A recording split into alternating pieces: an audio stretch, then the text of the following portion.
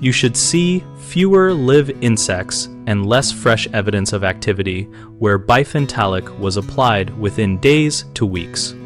Bifen Talik is a residual insecticide, so the key sign it is working is a measurable decline in pest activity over time rather than an immediate wipeout.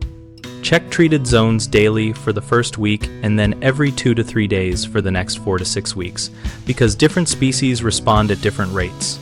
Flying insects often drop faster than burrowing or hidden pests.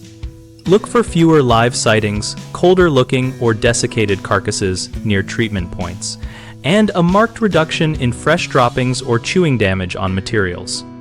Use consistent monitoring points such as baseboards, entry thresholds, and known harborage spots and record observations so you can see trends instead of relying on a single-day snapshot.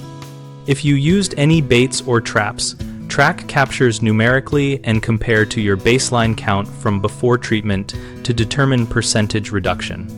Keep in mind, environmental factors like heavy rain or frequent washing of treated surfaces can reduce residual effectiveness, so avoid disturbing treated areas for at least 21 days when possible.